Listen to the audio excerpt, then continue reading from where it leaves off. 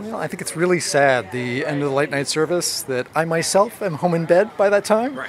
But I think really to be the vibrant city that Boston and the Boston area is, we need to have that kind of world-class service. So this November, there's going to be a ballot initiative with everybody in Massachusetts to vote on whether or not the Red Line should secede from Boston, Somerville, Cambridge, all the areas it comes in contact with, and form its own independent municipality, its own city, with businesses, public parks, housing, the whole 9 yards. What are your thoughts on that? I completely support the Red Line being an independent government because the Red Line really has its own culture. And I actually plan to run for mayor of the Red Line. That is the best answer you could possibly give us. Thank you so much. That's excellent. Previously in Greater Boston. Charlotte felt a tightening that might very well be her first contractions. But she didn't have time for that. The baby was just applauding. It just knew a good speech when it heard one. Professor Paul Montgomery Chelmsworth tried to walk away from tenure. This just isn't working for me. He thought that should reasonably put an end to his career. That's what you'd call it after you've had as many drinks as I drank yesterday, but not today. Today I haven't had any. Leon told me not to. Last night, after he died. Braintree. Peabody. Haverhill. Lowell. All right. Leamington. Fall River. Cambridge. I can't see that one without a ring. Arlington. It's impossible. Framingham. Newton. Lynn. Worcester. This is Framingham. Waltham. Quincy. Arlington. Revere. Somerville. Arlington. This is Leominster. Haverhill. Brookline. Somerville. Cambridge. This is This is Greater Boston. This week in Greater Boston, Charlotte's labor yields results in Montgomery. The mayor of the Red Line prepares his grand entrance in No The. And Michael has an unexpected confrontation at a bar in Liberation. All of that this week in episode 11, The Red Line Referendum.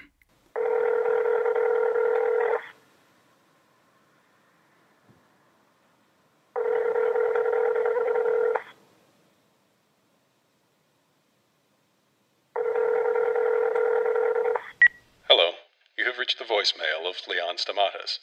I was not expecting a call at this time, but you can expect that I will retrieve this message within the next 12 hours, as I check my voicemail messages at 11 a.m. and 11 p.m. every day, barring prior scheduled engagements.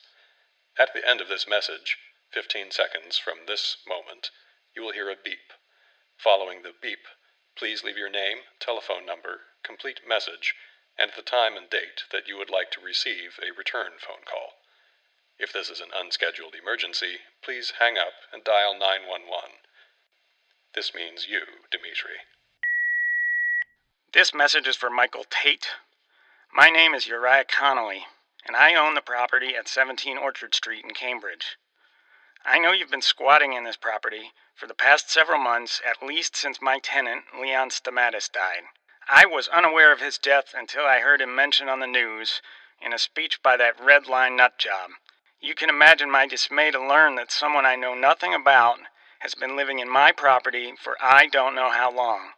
I hope you're checking his voicemail as well as living in his apartment so you receive this message. This is to notify you are occupying this property illegally and must vacate immediately.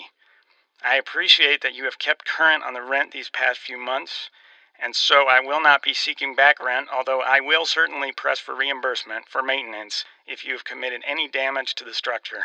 You are not authorized to continue residence. I will be inspecting the property personally on Monday morning, and I expect to find it empty. Thank you, and God bless.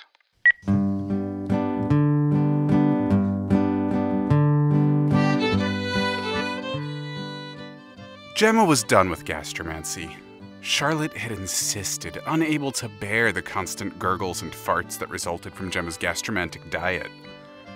Gemma resisted pointing out the similar state of Charlotte's digestive behavior these past few months.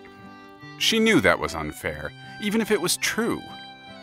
Besides, Charlotte's prego farts didn't bother her. She didn't know when it was exactly that she'd gotten so zen about farts, but there it was. Charlotte hadn't taken the news of Gemma's firing very well at all. Oh, Gemma tried to spin it positively. She pointed out how much happier they would all be once they found their right places in the world.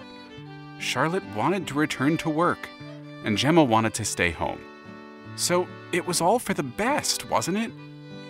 But Charlotte was beyond sympathy. You don't like your job, Gemma? So what? Nobody likes their job. That's why it's called a job. It's not a hobby. It's not playtime. It's a justification for your existence. So who the hell are you now? Why are you even still here? What's the point of you? As though Gemma's job had ever been the point of her. It was easy for Charlotte to think that way when she had worked so hard at something she genuinely loved. The world didn't need her to draw imaginary trees next to imaginary buildings in some imaginary city. They didn't even name the place. It was just the city, capital C, capital The. But Charlotte loved it. She loved it. How can you have that and then tell someone else not to want the same? Of course, Charlotte had never said such things before the work she loved had vanished from her life. Gemma understood that. She did. She wouldn't let herself get angry. She wouldn't snap back at her pregnant wife. She would consider Charlotte's overripe belly and bite her tongue. She would bite it till she tasted blood. And now here they were. Charlotte 3 weeks past due, and the doctors all 2.5 weeks past calling for inducement, and Charlotte still telling them all to back off, hold their horses, keep their shirts on. She had even managed to hold off another 13 days after the Park Street incident. Jem had been at home watching the press event, wishing she was there, that Charlotte had welcomed her support for this harebrained scheme that they'd suddenly hitched their lives to. But Charlotte told her to watch it from home like the rest of the citizenry. She had to concentrate, she said. She couldn't have her attention divided. And so Gemma saw the whole thing live on television.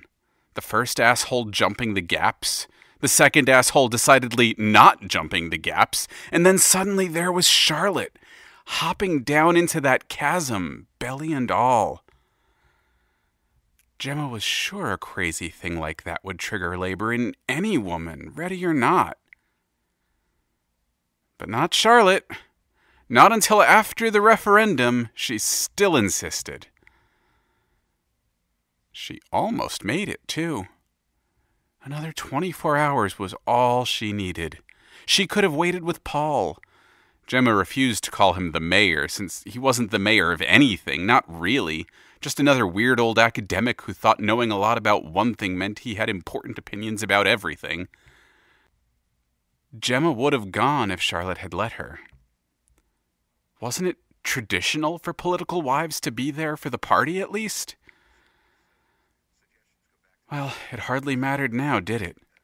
Because Charlotte wasn't in a Filene's former basement with former Professor Paul Montgomery Chelmsworth.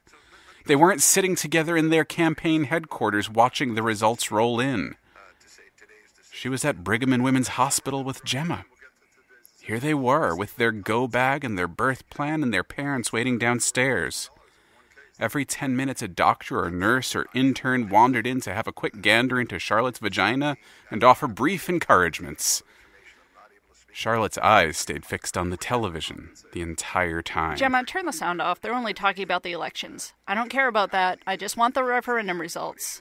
The anchors don't talk about those. They don't talk about how the Democratic masses come together to pass laws for their own electoral power. They just talk about the new figureheads, the old figureheads, the people who run everything into the ground. Running it into the ground is about to become a good thing, isn't it? If we win, that's literally what we'll be doing, running our whole brand new city down through the ground. A city beneath the city. It'll really be something, Gemma, won't it? And we'll be okay then. The mayor promised me an appointment, a title. I mean, of course, right? The campaign manager always gets a plum spot once the votes are, and benefits of nepotism so long as we win. We won't find out from the Dixon suits, though. They won't talk about the referendums. Maybe the pot one. Everyone likes to talk about how it's the end of society if a teenager smokes a joint without going to jail for it. But forging a new city from the writhing guts of the old one, that'll just get a note in the ticker at the bottom of the screen. See, there it goes now. 15% of votes in, and we're down 48 to 52. Revere voted no. Fucking blue line. Choo-choo, motherfucker. Gemma said nothing. She held her breath. Then she released it. Breathe in. Breathe out. Eventually, it was time to push. The doctors gave Gemma instructions. Hold Charlotte's leg this way. Pull it back just this much. Steady. Gemma pulled while Charlotte pushed. "The baby's coming along fine," said the doctor. Oh, pull dead even. Good old People's Republic of Cambridge is swinging things our way. But we still have to see which way the suburbs go. "The baby's crowning," said the doctor. And she invited Gemma to look. Invited her to touch, even. She guided Gemma's tentative hand to that little exposed patch of head. How does he feel? He feels squishy. Like fleshy jello or memory foam. That's less gross, right? His head is so soft. I know I'm not hurting him, but I can't understand how I'm not hurting him. I feel like anything I do could hurt him. I guess that's how we'll feel forever now. Charlotte resumed pushing. The head emerged, and the baby cried while he was washed and wrapped, only coming once he was back in his mother's arms. His first mother, the mother who birthed him. Gemma felt a pang of jealousy, but punched it down hard. She watched her son take the breast for the first time. She watched him drink his fill. After a half hour, he let out the first audible fart of his little life, a low-pitched blat that shook the seat of his swaddling. Gemma laughed out loud. And so did Charlotte. "I know exactly what you mean," thought Gemma. And she did. But she didn't say so, not out loud. Not to Charlotte. Let's name him Montgomery. After your boss? After the mayor. He's not a mayor. He is now. She pointed at the screen so Gemma looked, and there it was. The count was in, 53% to 47. The city of Red Line was officially a thing.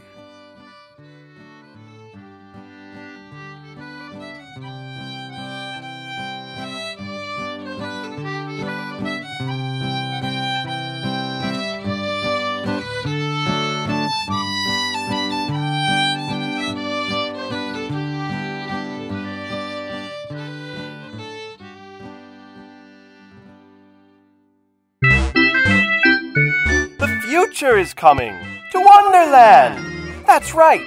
Wonderland Amusements, now under new management, will soon be closing its doors for renovations. But before the old Wonderland disappears into history, you still have 1 week to come down and experience the old-fashioned thrills of Whirlodon and Railosaurus, the quaint pyrotechnics of our Fighting the Flames urban conflagration reenactment, the soporific melodies of our classic carousel. Once that week is up, the old Wonderland will be retired forever. But we'll be back after a technological overhaul of all our rides and attractions. There will be accelerations and modernizations, and yes, even roboticizations. Out with the old, in with the future. Join us today and tomorrow at Wonderland. Now brought to you by Cloud City Amusements. How can this possibly have happened? It's unthinkable. Unimaginable. Not once had the mayor ever considered the possibility that such a preposterous, plainly impractical arrangement might actually reach fruition. But it has. The referendum has passed. The Red Line now has a mayor, really and truly, and he, Paul Montgomery Chelmsworth, is it. No, not the Red Line, just Red Line now. It's a city, no longer a branch of the MBTA, no longer one among a spider's web of interdependent throughways. It's a rogue being, a runaway... No, that's a terrible metaphor. So obvious. He can't use that in his victory speech. God, I wish I'd actually written a victory speech. He had written his concession speech. It was all ready to go, right there on his desk. But he had never planned for the other contingency, the optimal outcome, the extraordinary event. He had never counted on winning. So now here he is, sitting in his little rolling chair with the one wheel that refuses to turn. The furniture had been here when they claimed the office, former abode of some retail manager at Filene's basement. Beyond his office, scattered across the desolate retail floor, bridal gowns still lay in piles, draped over skeletal racks, graying, sloughed-off skins, the rejected detritus of the running of the brides. And so Paul Montgomery thinks of Claudia, his own long-ago bride-to-be, who had run that gauntlet some 30 years back, scooping gowns from racks 10 at a time, dodging the knuckles and elbows of a legion of premarital combatants. Claudia returned home victorious, bruised like a derby girl, someone else's blood smeared across one cheek. The dress she'd won was hardly worthy of her, but she would wear it with a warrior's pride. God, she was glorious. But that is not what the mayor should be thinking about. He should be thinking about his speech.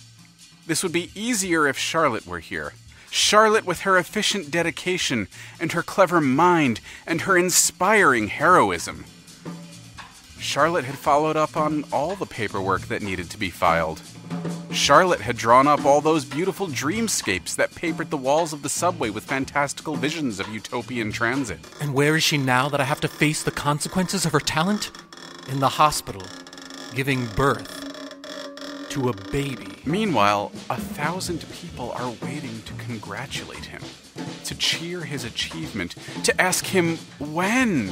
When will our new homes be ready? When will our new lives begin? He'd better have an answer. I should address the transit employees first. Their entire livelihoods are on the line. No pun intended. God, these train metaphors are so hard to avoid. They just creep in. On the line, end of the line, third rail, off the rails, railroading, train of thought, runaway train. There are so damned many of them. How could any culture invest so much in its railroad metaphors, yet so little in its railroads? Oh, that's good. He can use that. It's a solid start. Then I'll thank Charlotte. I'll talk about how her leap onto the tracks embodies the community spirit of Red Line. And I'll announce the birth of the baby. Charlotte will appreciate the metaphorical value of announcing the birth of the city and the birth of its first baby in a single moment, a single breath, as momentous as the birth of Virginia Dare in Roanoke. No, God no, that's a terrible comparison. Virginia Dare died. Everyone in Roanoke died, probably. They certainly disappeared thoroughly enough, although they might have only just joined the natives, gone off into the wilderness, or what had seemed like wilderness to short-sighted Europeans, but was actually a thriving community, more than capable of absorbing a small tribe of naive, starving white men. Well, that was hardly the only time a naive white man wandered off into the wilderness. Claudia would certainly say as much. And now he's thinking of Claudia again, wondering where she is, what kind of life she's lived. He hasn't heard news of her in years. But how would he? All the friends they'd shared had walked away from him after he'd walked away from her. Who wanted to be friends with someone who abandons his bride 3 weeks before the wedding, and for no good reason, no reason at all? None that he could articulate, anyway. It was just too much, too big a thing. Husband was not a title I've ever been qualified to hold. And now he's out on the abandoned sales floor, the dark and echoing basement with a capital B, trademarked as it was. There are so many hangers, thousands of them scattered everywhere, yet not a shred of clothes save the wedding dresses. How had that come to be? The store had not been a bridal shop. That was only one small part of their stock. Pants and shirts, suits and ties, shorts and socks, and lingerie and shoes and hats, all of it was gone, but the wedding dresses. This is not where I belong. Not anymore. Not 45 minutes after the referendum has ended and victory has been announced by everyone except me. The time has come to improvise, to follow my gut. His gut calls for a gin and tonic. Yes, he's at a bar now. He walked out of Filene's basement, then up the stairs to Winter Street, then Tremont Street, and all the way down to that cramped little booze hole across from the Majestic. And he sat at the bar and ordered a drink. One for the road. One for Red Line. How long before Red Line looks like Filene's basement? Or Roanoke Colony? He says this out loud to a guy trapped in a staring contest with a shot of whiskey. The guy's fingers twitch like a cowboy's preparing for a quick draw. Longer without me than with me, I'll wager that much. The guy introduces himself. They spend a while talking. An hour later, Park Street Station is empty. Paul Montgomery's supporters all gone home, still wondering what their victory means, what their future holds, why their mayor has gone away.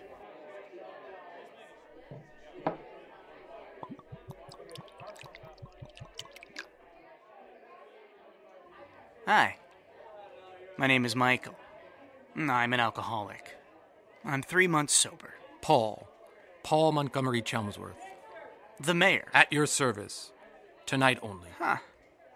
So, this morning I found myself unexpectedly homeless. I'm being evicted from the home of my best friend. My dead best friend. You should try Red Line. They'll have openings soon. Whole new vistas of domestic comfort. Sure. I'll do that. Or I'll drink this. It's one or the other. This afternoon, at work, I found a bottle of vermouth under a false bottom in my desk drawer. It wasn't mine. I'm the new guy at work. The old guy left a secret bottle right there waiting for me. No gin to go with it. Just straight, cheap vermouth. Apparently, that's somebody's thing. That's not my thing. I reminded myself of that. Repeatedly. I took the bottle to the bathroom and poured the vermouth down the drain 23 minutes after I found it, which was exactly 30 seconds after I won the historic battle of Don't Drink the Cheap Old Vermouth, Asshole. I didn't throw out the bottle, though.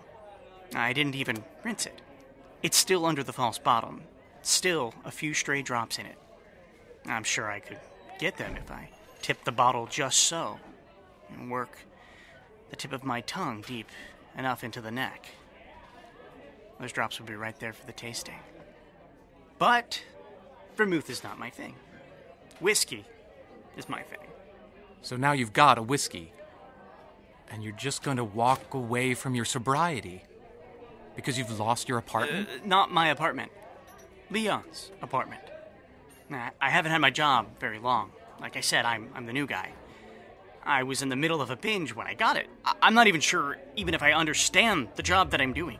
And then there's the bar in the break room and the secret booze in the secret drawer and fucking Tyrell's fucking margarita-thons. It's all so precarious. But Leon's been my guide. My lighthouse on the shore. And I'm losing him. Again. The haven he gave me, the landing pad, the cushion. It's gone. I'm on my own. But I'm not someone who should ever be on his own. I never had the will. I'm trying as best as I can not to be okay with that. Why not be okay with it? There's freedom in accepting the inevitable. I feel a certain fellowship among the acquiescent. I've just done an extravagant bit of quitting myself. What are you quitting? Red Line. Your mayorship that you only just got. Why? It's just too much. Too big a thing. Mayor is not a title I've ever been qualified to hold. How long before Red Line looks like Filene's basement or Roanoke Colony? Longer without me than with me, I'll wager that much. But you haven't even tried yet. Why attempt what you know you can't do? Fight or flight. That's built into us, and we idolize fight. We always say it. Keep fighting. Don't give up. Don't give in. Never surrender. Why not? Personally, I'm for flight. Why lionize intransigence and obsession, chest-beating and jingoism? The cure for a bad job is quitting. The cure for a bad marriage is divorce. The cure for war is surrender. Sometimes it's best that we stop trying to fix things and simply accept that they're broken and irreparable and move on from there. We, each of us, have a nature. We are our nature. I'm going to leave Red Line. You're going to drink that whiskey. And when we wake up in the morning, we can each of us take solace in the surety that we are still unimpeachably ourselves. As we have ever been, as we ever shall be. Hallelujah! That was a take-a-drink line, in case you didn't notice. I noticed. And yet you didn't drink. I imagined that I did. I imagined the taste of it. The liquid burn on my tongue. I imagine it so often, sometimes I think I've already done it. It's already too late. I've already given in. So I might as well just go ahead and have another. I can still taste it. I can taste the next drink I haven't taken yet. And the one after that. It's like knowing the future. The future is a lot less scary once you realize it's not your responsibility. We all just follow our nature. There's nothing to be done about it. 8, 11, 5, 4, 9, 1, 7, 6, 10, 3, 12, 2. What's that? Proof that you're wrong. I don't understand. You knew my friend Leon. You talk about him in your speeches. The man more important than the park. Leon&nbsp. That's him. Leon was for fight. He believed in taking charge of his future. Where I'm sitting now, this is the same place I was sitting the time Leon literally pulled me off the bar stool and dragged me out into the street. He took charge of my future in a way I never knew was possible right up until I felt his knuckles on the back of my neck hauling me by my collar. Maybe he'll do it again. Maybe that woman will get good shots of it, of me being dragged out of here by a ghost. Right. I forgot to mention. There's a woman stalking me with a camera. You should watch out for her if you're trying to be sneaky. I'll keep an eye out. I got on the Red Line at Porter Square this morning. The crazy long escalator had been stopped and was full of people, all 143 feet of it. And she was there, taking pictures of me on an escalator, waiting for my train. I tried to strike a good pose, staring impatiently at my watch, worrying about the future, worrying about my job. There were all these people keeping me from commuting. Your referendum hadn't even passed yet. The voting was still going on, but your supporters were already celebrating, clogging up the platform so that the lines of commuters were backed all the way up the bomb shelter of a station. You caused that. 4 hours later, I got to work. Nowhere on my calendar does it say, be 4 hours late to work. You made that happen. You made me 4 hours late to my new job that I don't understand, where there's liquor everywhere, boozy traps hidden in every nook. And the funny thing is, I should have predicted the mess on the trains. This is my job now. I'm supposed to be able to figure this out, predict what will happen, visualize the future, my future, everyone's future. A whole city with me at the middle of it, sitting right here, not drinking this whiskey, and you sitting here, not leading the city you made. Whatever happens tomorrow, you caused that too. I play the I Ching. I guess I shouldn't say I play it. That's probably insensitive. It's a philosophy or a religion. I don't even know. God, I suck at my job. That was a take a drink line, by the way, in case you didn't notice. The glass was in my hand. I didn't even realize it at first. Instinct. Nature. Take a drink, Michael. That's who you are. But I didn't drink. Not that time. And that's on me. But when I do, that'll be on me too. I can tell you the future right now. We throw some coins, and the I Ching lays it right out. I bet you've got a couple of subway tokens on you. Old ones, right? Like we used to use. The one with the big T stamped in the middle. I do, actually. Old. Good. That's exactly what we need. Hexagram 40. Liberation. A thunderous cloudburst shatters the oppressive humidity. The superior person knows the release in forgiveness, pardoning the faults of others and dealing gently with those who sin against him. It pays to accept things as they are for now. If there is anything else to be gained, a return brings good fortune. If there's something yet to be gained, act on it at once. And then there's the changing line, the one that says, Free yourself from this useless dependence. A new and trustworthy companion will appear. We have to let someone go. That's what it means. He did what he was meant to do, and we have to forgive him for doing only what he could, and no more. So, who's that for? It sounds like you on the Red Line. It sounds like me and Leon. It could be either one. This new and trustworthy companion is the crux of it, I think. Obviously, that's not you. But I've got this mysterious shadow, right? The lady with the camera, she caught me at the grocery store yesterday at 6, just as I planned. Just as I'd scheduled on my calendar. She was peeking at me from behind the yogurt parfaits. I was selecting rhubarb. I don't like rhubarb, but it's such a vivid shade of pink, I thought it would look brilliant on film. Now, I see her, but she doesn't know I see her. For the moment, I think I'm winning. But maybe she's not my opponent. Maybe I'm not hers. That assumes this is my future. But is it really? Or is it yours? Or everyone's? I don't even know how to know. I'll tell you how to know. You fucking decide. You make a decision. That's how the future works. It's always your responsibility, even when you know what it'll be. Fight. And the consequences are on you. Quit, and the consequences are on you too. You still caused it. You still caused it by starting, and you caused it by quitting, and there's nothing you can do to stop causing it. It's all causes. Everything causes something. You cause me, I cause you, and we're both of us each other's fault. And that's another goddamn take a drink line, but I'm not gonna take a drink. That's the goddamn future. Goodbye, Mr. Mayor. Enjoy your drink. Enjoy mine, if you want it. I'm done here. I'm leaving. Maybe I'll be back. But I'm not giving in to my nature tonight.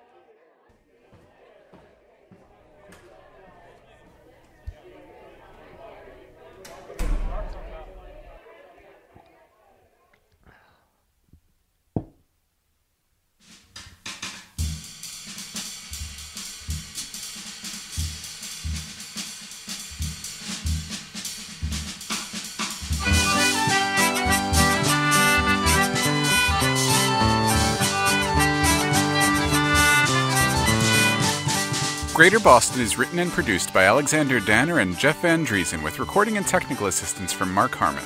Please consider supporting the show by donating to our Patreon campaign, or you can also help the show by leaving us a review on iTunes or social media.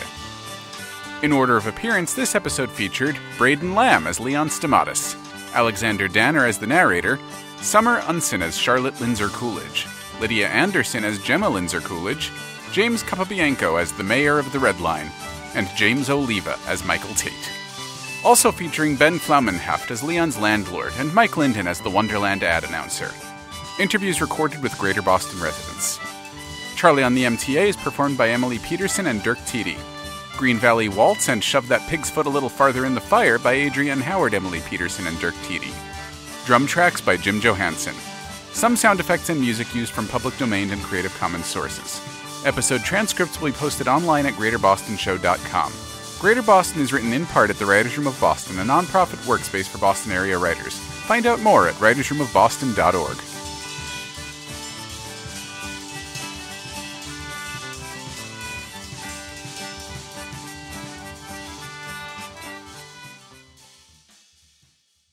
We're gonna run into the ground, all right, motherfuckers. Welcome to Red Line. Choo-choo, motherfucker. That's right.